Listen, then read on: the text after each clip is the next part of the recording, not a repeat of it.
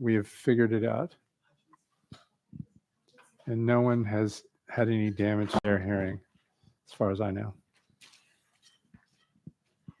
Okay. Listen to that. Listen to that sound. Excellent. Welcome, everyone.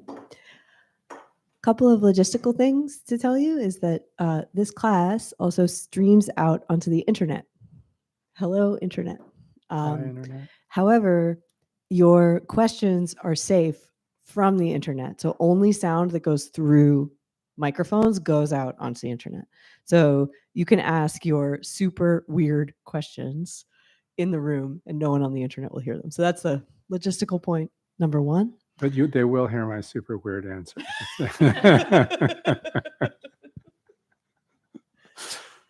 And maybe I'll just keep it to logistics today. Okay. Yeah. That sounds good. Okay. Zachary.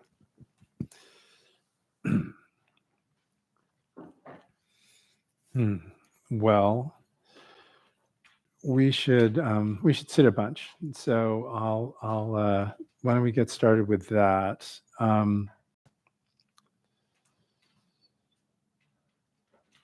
So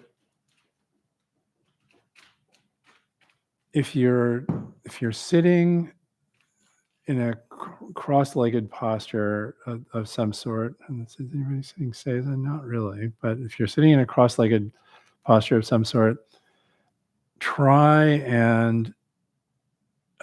this. Try rolling your right hip forward and then rolling your left hip forward. And see if there's a place in the middle where your sort of pelvis and lower body feels framed and where the load on both sides is kind of equal. And see, if you're sitting with your knees elevated, then the portion of your leg that's in closest contact with the mat is like your is like your ankle. See if you can find a balance point with that. And if you're sitting with your knees down, see if you can, or if your calves are making contact with the mat, see if you can balance the downward pressure so that you're naturally upright. You can also, instead of rolling your hips, you can just press down with one knee, then press down with the other knee, and see if you can find a midpoint where you're, when you press down with one knee, what happens is you go a little ways and then gravity grabs a hold of you. Yeah, there I am. Right, and then the other way. See if you can chart the spot that's in the middle with respect to that, right? And similarly with backwards and forwards, you can rock forward, gravity gets a hold, rock backward, same, somewhere in the middle, right? And similarly with the muscles in your lower abdomen and lower back,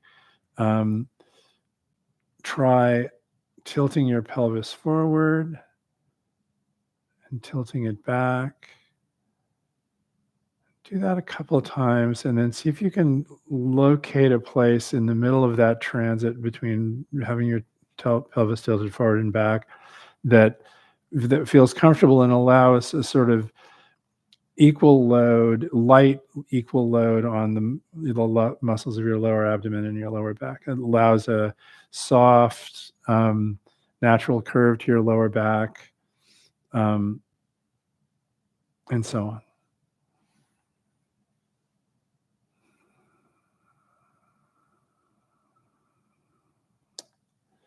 And then from there, that's a platform.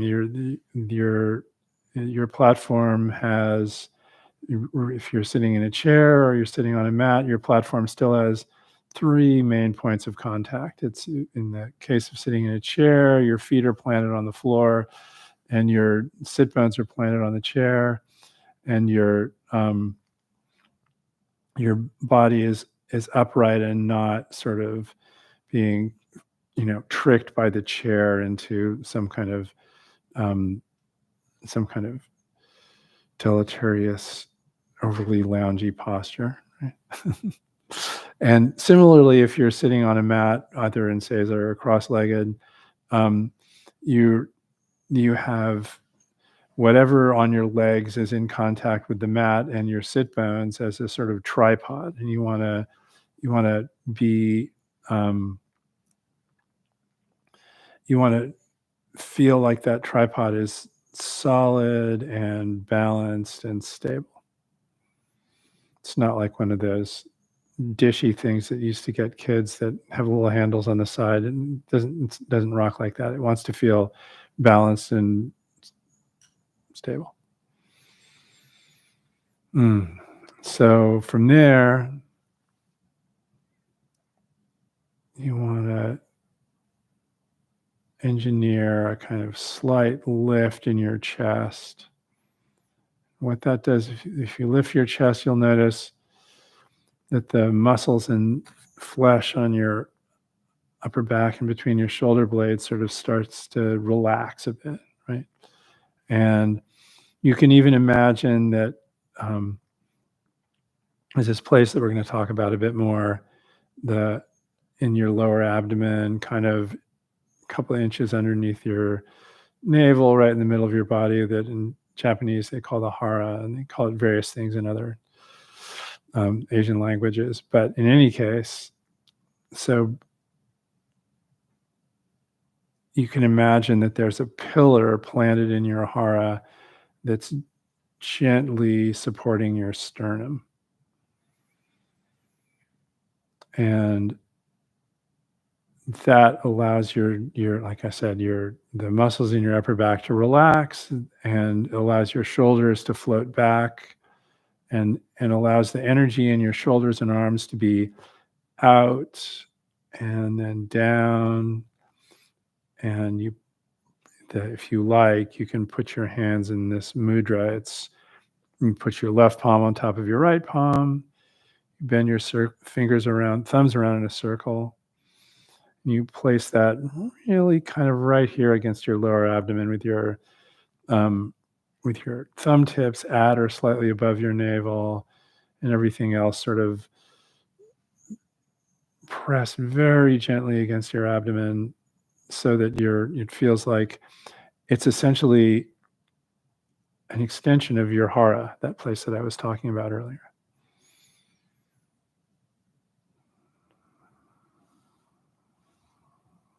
Let your head float up off your shoulders and rise toward the ceiling. That allows your face to relax into a sort of vertical posture. You don't want to tuck your chin too hard or let your head rock back. Let it just rest there on this platform of muscles that runs around your jaw, and let that whole platform and the muscles in the back of your neck be relaxed and flexible. You can try just moving your head around, a little bit, and check to see that the muscles in your neck and jaw are not clenched, are not squinching, basically.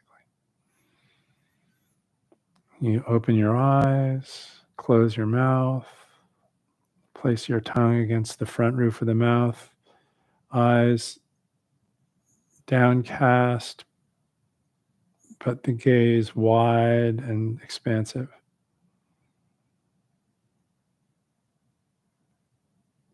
And then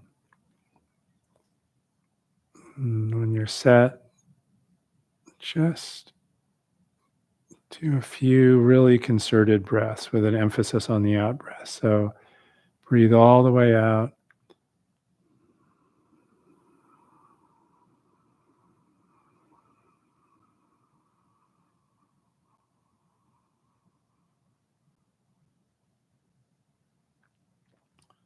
Pause. And when your breath says, hey, breathe in, just let it come in. And fill your body.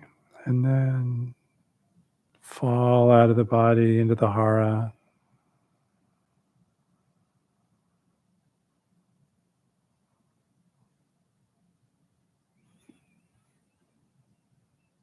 Do that 3 to 5 times. Maybe a little emphasis on the out breath, maybe a little emphasis on the pause at the bottom of the breath. And then let your breath take its natural rate and depth. And then we'll see what happens. Here.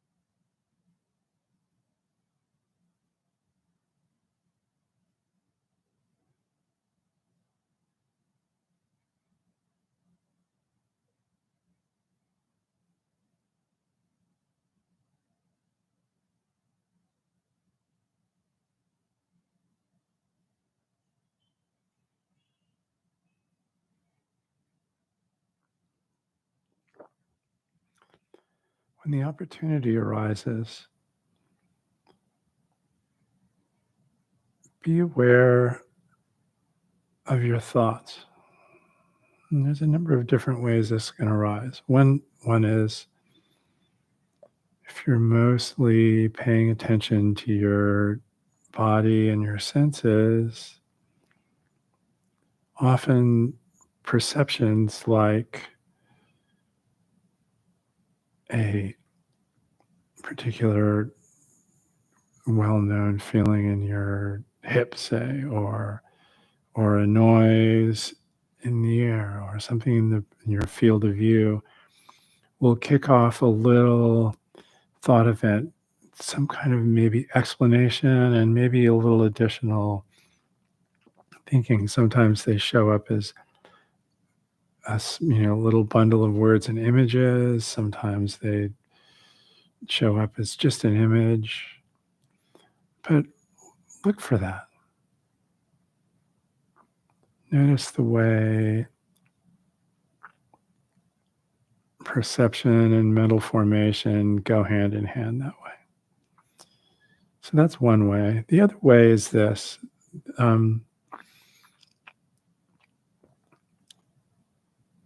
You'll be going along and doing this thing of sensing, perceiving, processing, and putting down the results and moving on to the next thing. And at some point, and it usually doesn't take very long, a thought will arise either as a result of a perception or seemingly out of nowhere. And it will have enough juice, enough emotional weight, enough importance, enough urgency, perhaps, that it completely grabs your attention and erases your attention, or at least deprecates your attention to the body and the larger picture of what it is to be sitting here. And that'll go on for a while. And usually when you're in that mode, it's hard to say that you're aware of thinking. You're mostly aware in the sense of focused on the actual thought and the emotions and so on and so forth. But invariably sometime thereafter, and it isn't usually very long, your body sends out a suggestion that it might be a good idea to pay attention to what's going on out there, right?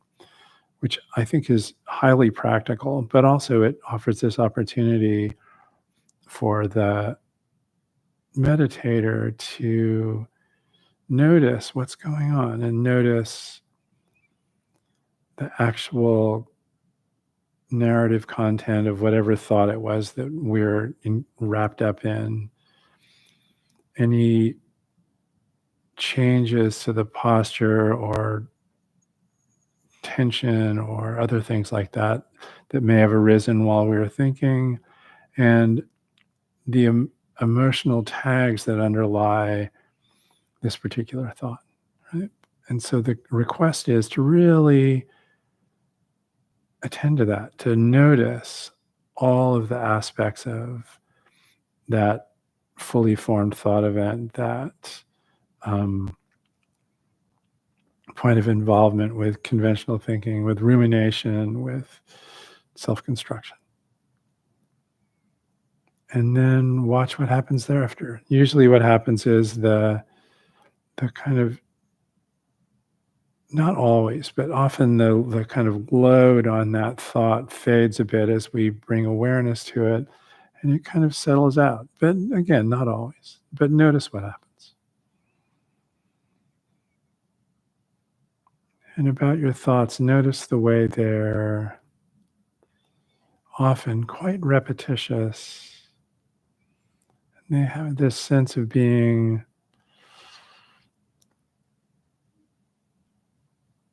programmed through repetition and experience. In fact, they are programmed through repetition and experience. So notice the that quality and the other qualities that those thoughts have that go beyond just their narrative content and the conceptual frame and emotional frame that surrounds them.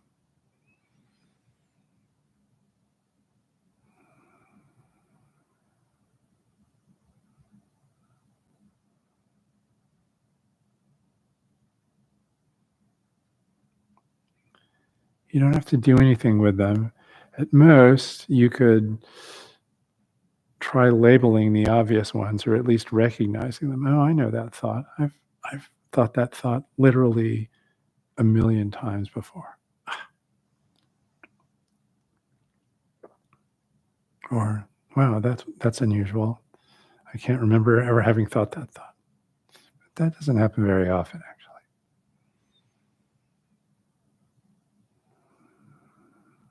And then invariably, the opportunity comes to let the thought go and just be present here.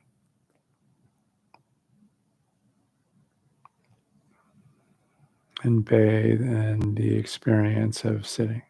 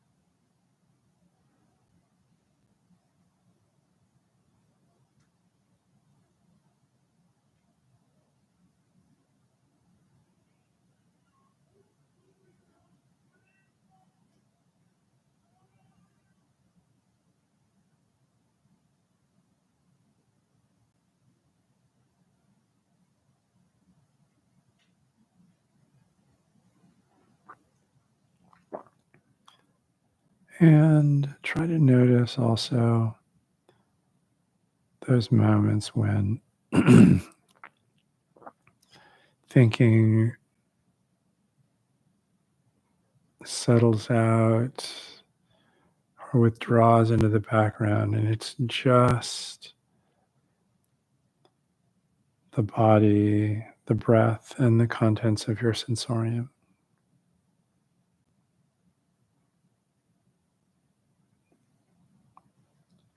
Sometimes that happens infrequently in a period of zazen. Sometimes it happens more frequently. Sometimes those moments are longer, sometimes they're shorter, but really notice and appreciate them for what they are. A certain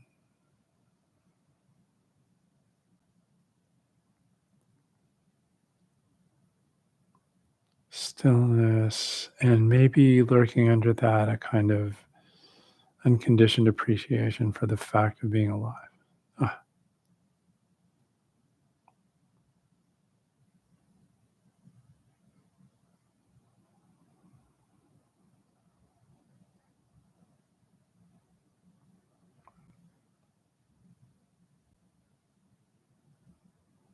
And you might ask yourself, where does that mind go when I'm tangled up in thought?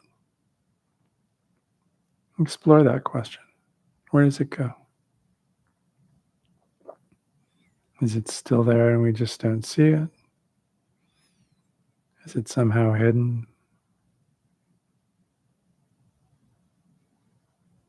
How does it reveal itself?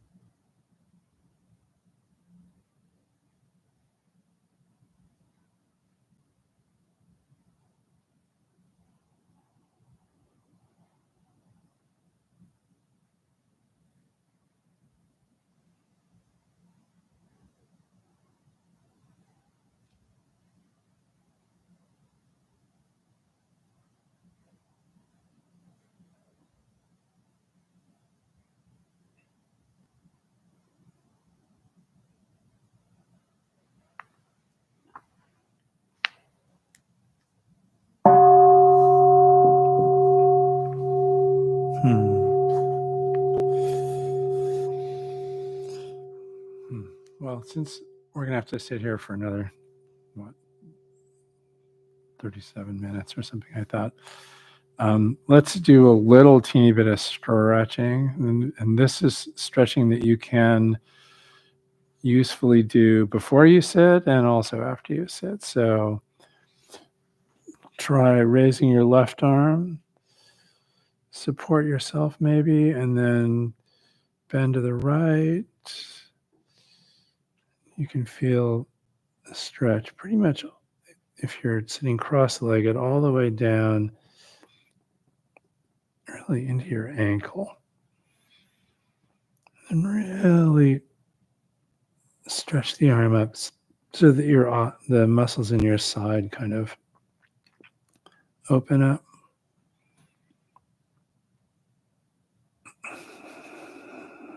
Remember to breathe.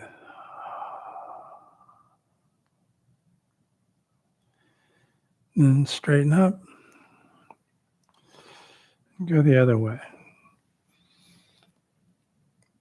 Right arm up. Support yourself and then bend to the left.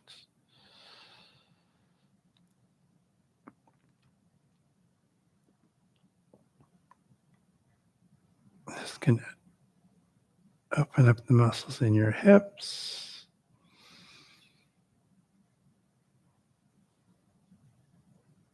Take the strain maybe out of your psoas muscles.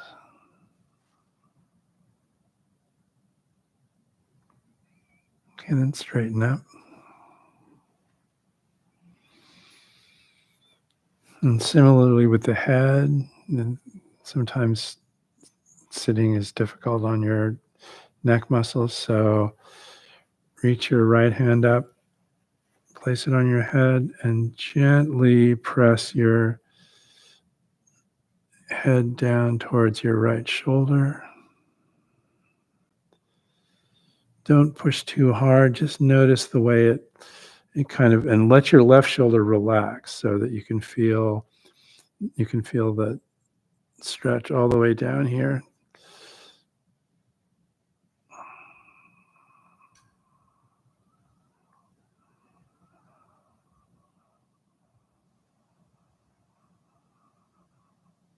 And then put your right hand under your temple and push your head back up. Don't try and lift it yourself because that can feel funny. And then do the other side. Left hand up.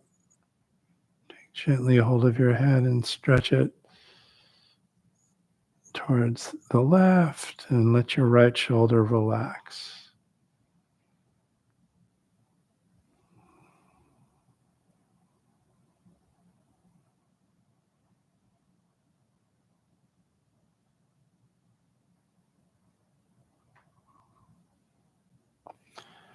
And gently push your head back up.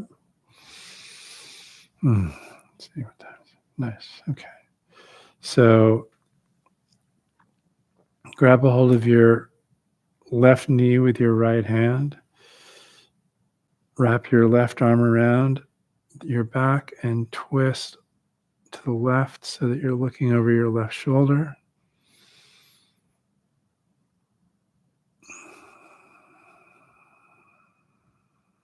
Keep your body as upright as possible when you're doing this. There's a tendency to sort of crouch when you're doing it. So just try and resist that and keep it says that you can't keep your spine straight. It's twisting, but don't crouch at the same time. And then relax, come to the center. Feel what happened there. And then the other side. Left hand on your right knee, right arm wrapped around the back, twist, and look over your right shoulder.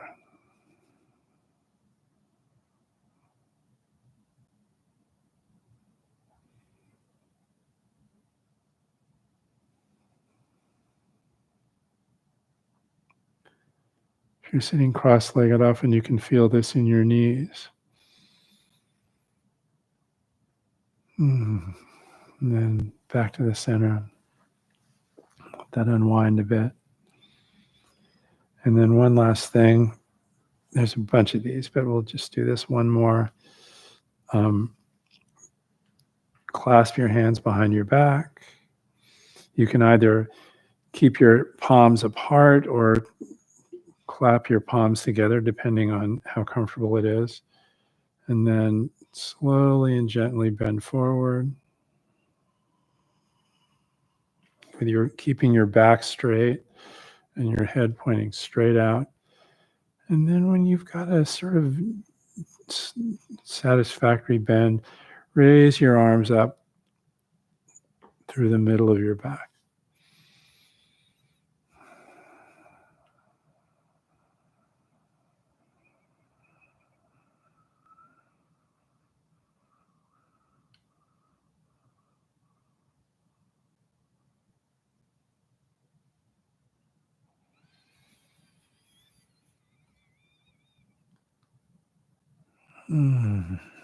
And back up.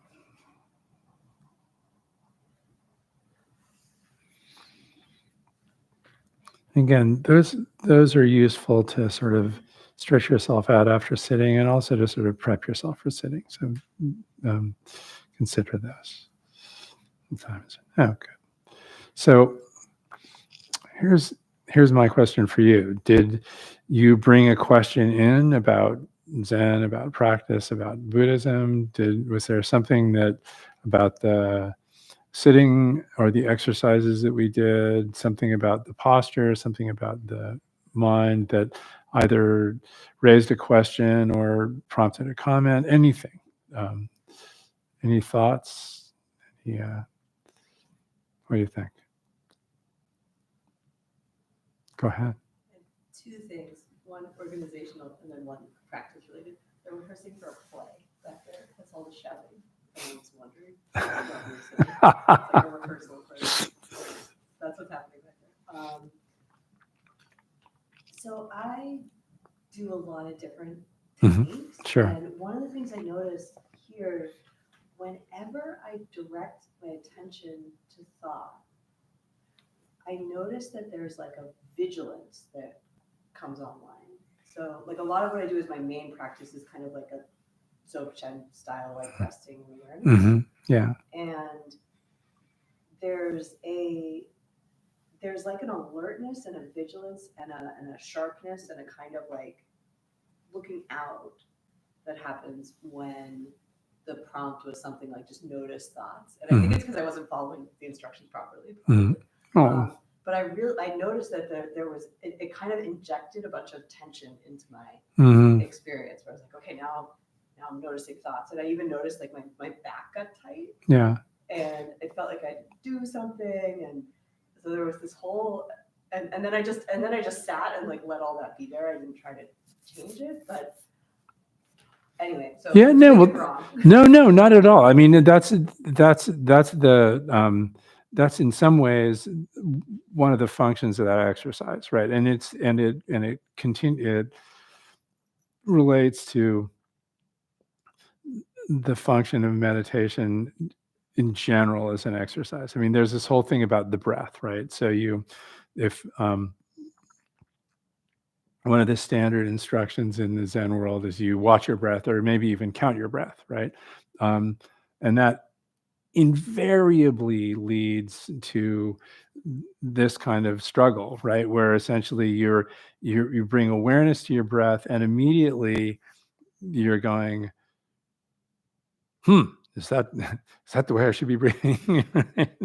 and there's this, and could I breathe a little deeper? Could I, all that stuff, right? It's and similarly with thought. I mean, thought is one of those,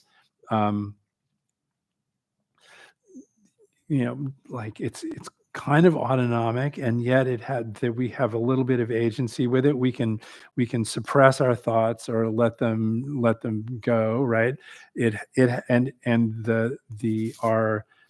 Our mind of sort of conventional thinking, rumination, and self-construction has a little agency of its own. It can actually grab our attention and focus it on thoughts and the emotions that go along with them in a very effective way. And I'm not sure exactly how that happened from a, like cultural and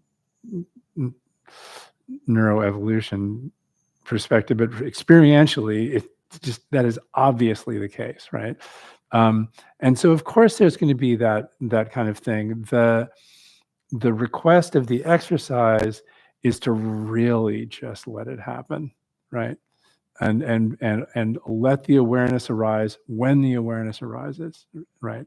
And only and if you discover, if you're sitting and you discover that you've been lost in thinking about various paper airplane model designs, or what you wanted for dinner, or et cetera, et cetera. When you land back in awareness and you're aware of the tail end of whatever thought event it was, certainly, don't condemn yourself, but also the effort that's required to settle in the moment when you come back to awareness should be soft and should tail out to zero, basically. So something like that, right? Yeah.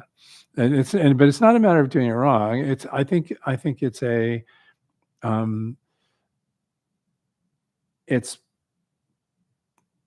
an essential part of the practice of Zazen or meditation in general, right? Is to learn the skill of being without controlling. And there's the great line in this Tang Dynasty poem. It says, turning away and grasping are both wrong, because essentially it's like a massive fire, right?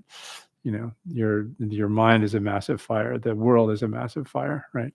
And if you grasp at it, is not helpful. And if you turn away from it, you'll never be warm, right? So anyway, something like that.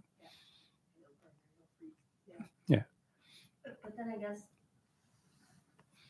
like, even the vigil, like the following of the practice instruction seemed to boot up a whole series of stuff going on that like wasn't there before. So there's like just resting, Yeah, and then there's like paying special attention to thoughts, and that transition like injected a whole bunch of stuff into my experience. And it sounds like what you're saying is just like let it be there. Don't try to mess with it. Don't try to relax it or try to like go. Yeah, exactly. Yeah. Yeah, it's and study it. What you're studying is the human condition, right? And that's what famously Dogen says. He says, you study the way, and studying the way is to study the self, right? And then he says this provocative thing. He says, to study the self is to forget the self, which I have to say is it's not necessarily a perfect translation, but that's the way it's usually translated. There's this way in which with the as you refine and relax your attention, the self naturally settles into its, I don't know, proper place or something like that, right? And this other mode of being that I was also talking about, where you're just, unobstructedly and broadly present, naturally floats up and takes its place in your awareness, right? And the two things, the thinking and non-thinking, can simultaneously coexist, basically. Yeah. Anyway. Anyone else?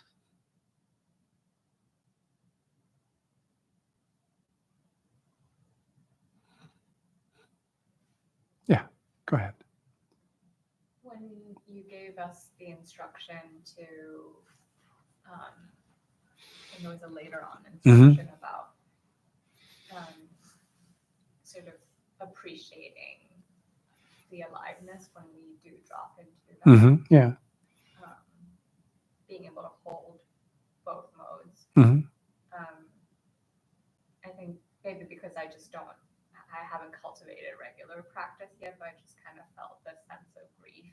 Aw. Almost like this, like, oh my gosh, this is so hard. Yeah. It's it it is hard in exactly that way, right? That there's this, practice is essentially an open invitation, the open invitation to that kind of unconditioned appreciation, and that invitation is open constantly, right? The it's it's easy to judge your practice or your wanting and say, oh, I'm not doing it right, or or something like that, right? um, but actually, my experience is that if you look at your life, that unconditioned appreciation is pretty much always lurking in the background, right? It's just that we don't notice it because of our preoccupations, right? But it shows up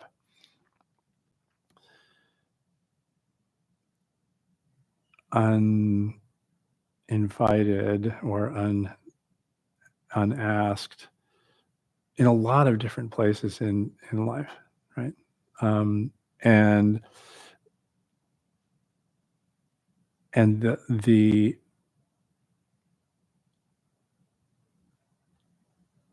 the main request of practice is just to stay close to it. That's all, right?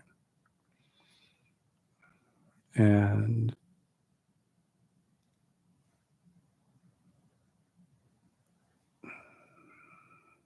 it's okay to that's the other thing, is it's okay to there's a famous quote from Dogen. He says, when you're not completely filled with with the practice, right, then you think everything's okay, or everything's complete. But actually, when the Dharma fills your body and mind, you realize that everything is always falling apart, and um, um, and everything is always both incomplete and past complete, and so on and so forth, right? And there's a grief and empathic sadness around that that's wholly appropriate to the human condition, right? Anyway, does that help? Or good.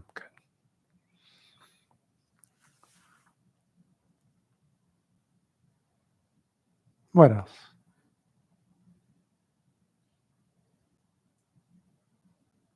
I had a hard time dropping in. Mm-hmm. I am trying to cultivate more of a meditative practice to be a healthier person. Mm-hmm. And I got into an argument last night with my partner, and and then we talked more about it today, and maybe things feel, I guess, like where they are resolved or not really, but I'm just still upset. Mm-hmm. And so I don't know, I tried a couple different things just to stay present. I read one time that if you pick something to stare at, that you can just kind of focus on that while you're meditating. Mm-hmm. I've read to count your breath, kind of what you spoke to before. And I want to be able to use this in times of pain, like that, and maybe that's its intention. Maybe it isn't. Maybe it's just about existing.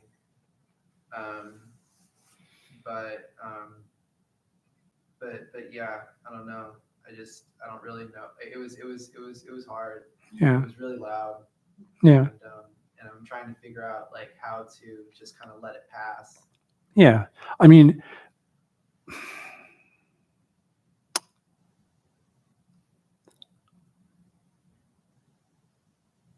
when you're mentally and emotionally agitated, you're going to be mentally and emotionally agitated. because it's like everybody, I think, has this experience, right? A difficult event happens, and we repeat it and respond to it, and we respond in a different way, and we repeat it, and it goes on, and that can go on anywhere from a few weeks to the entire rest of your life, right? and honestly, it's just how we're built, and the mechanism that your mind is calling on is a way of harboring the emotional content of that event, both as a defense and as a impetus to act, right? Basically, so it's a functional part of being human, right? But it does make the standard definition of equanimity a little harder to get a hold of, right? But the interesting thing about it is that if you that practice as we're doing it can sort of act as a counterweight, in the sense that it can, even when things are really difficult, and I mean really difficult, it's possible to bring up a kind of appreciation just for the poignancy and power of an emotional power of a human life. This is in some ways you could say, sitting there, you know, struggling with the aftermath of this argument and so on and so forth, you could say, this is really living. I mean, that's a human life. That's a human life turned up to 11, basically, right? And bad Spinal Tap reference, I know. But and just to notice the caring and the emotional power and the drive to sometimes you'll notice yourself wanting to self-defend, and sometimes you'll notice yourself with equal passion wanting to give out, right? Yeah, it's amazing and marvelous to observe, right? And I would say you do need to be able to develop ways of standing back from that stuff a little bit, because it can really like, particularly, some people, in particular, people who have a lot of remembered trauma or other things like that, that stuff can spin up and just, have them for lunch or something like that. And you need to sort of work out ways of standing back from it. But if you can in the moment be close to it, just to attend to the intimate details, the narratives, the emotions, the kind of way it feels wherever it is that manifests itself in your body and mind, and then notice the way it comes and goes. Notice the way it's different literally every time you repeat it, right? And that's studying the self, right? And when it settles, and as I was saying, appreciate that there's a moment of settledness, right? And I guess the last thing I'd say is, you have to, people develop their own techniques around how to kind of stand back. But one of the things you can do, like you were saying, is focus on an external object, or find a place in your body that's more or less unperturbed, and focus your attention there, right? Those are both good. And they can help to mitigate a little bit the emotional drivers of this sort of extended thought event you're in. Does that help, or what do you think? Yeah, okay. Yeah, it's a big deal, but it also really is the kind of, for lack of a better metaphor, the kind of meat and potatoes of a human life, right?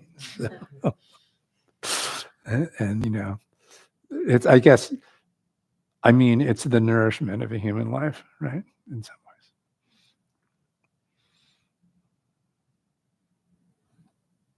Well, I have a very short talk and a poem, so I thought I'd do those, and then we can call it a night. So,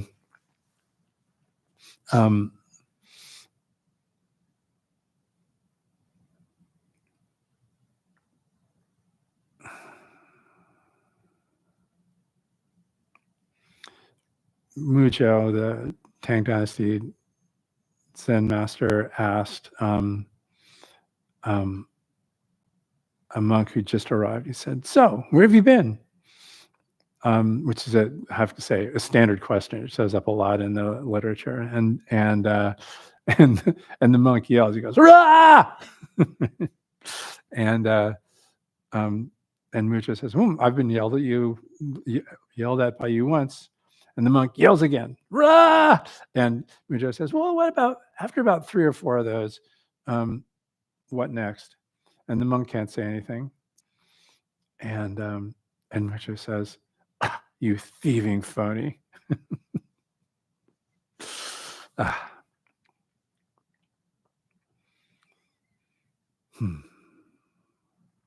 First of all, it might not really be as bad as it sounds. "You thieving phony" in Tang Dynasty Zen speak is kind of a compliment, actually, right? because one of the bases of that is that everybody recognizes that teaching and interactions of these sorts, where people are interacting and trying to kind of wake each other up, right, they're all in some ways thievery. They're like reaching into somebody's mind and grabbing something out and replacing it with something that you did or said, right? So not so bad. But I think what he's calling the monk on is that he wasn't able to get past the yelling, right?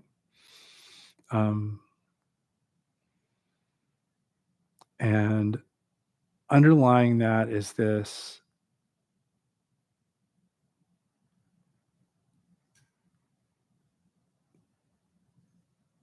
recognition that every moment is totally new and calls for a unique response. Even if the response sounds a lot like the one you just made, it's still unique, right? And often it calls for a different response. There's a ton of koans in which people say exactly the same thing, and it has a completely different effect at time t than it did at time t minus n, right? And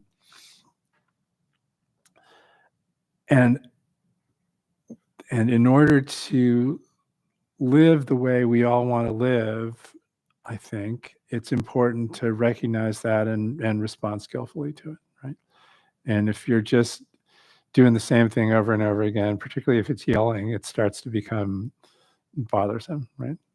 So I wrote a poem based on this case. I'll read it to you.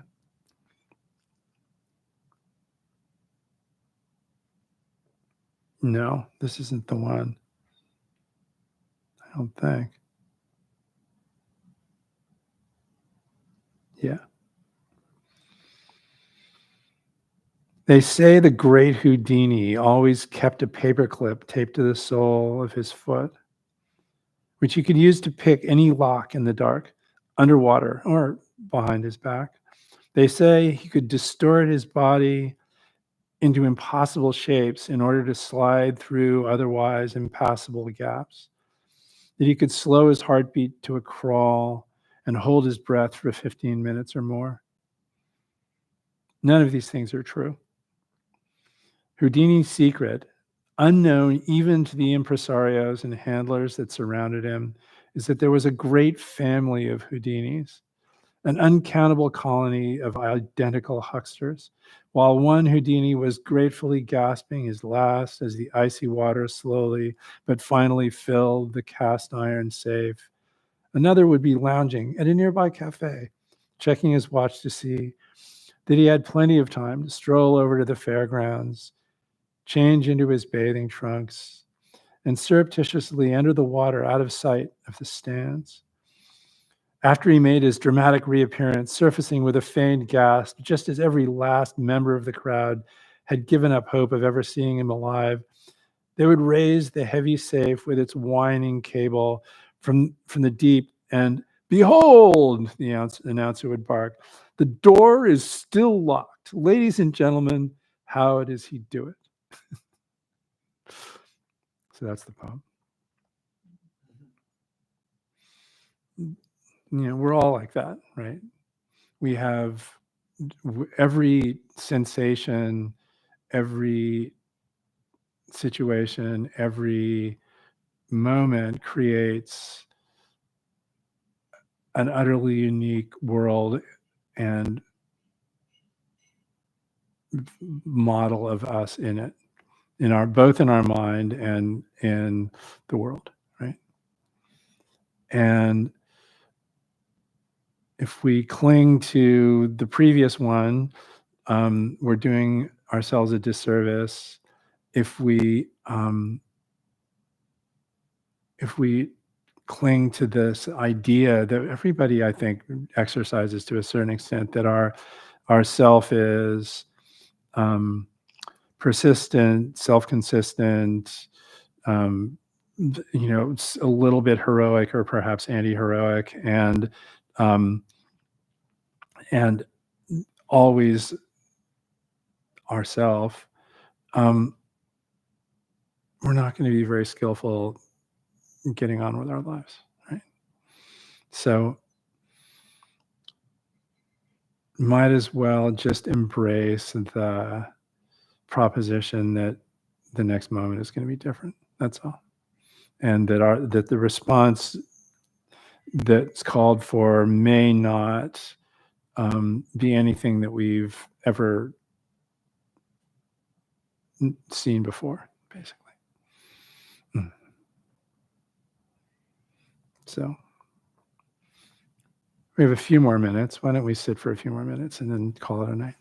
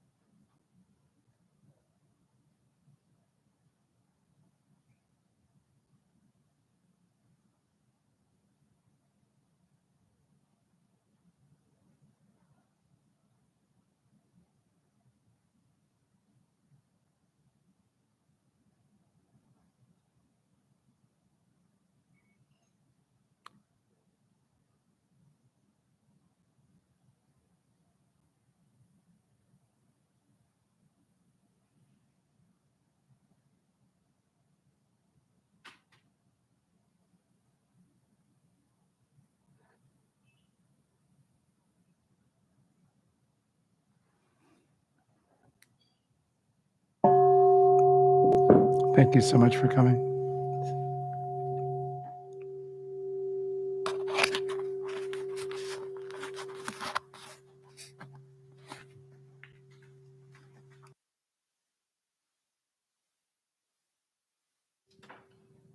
Okay.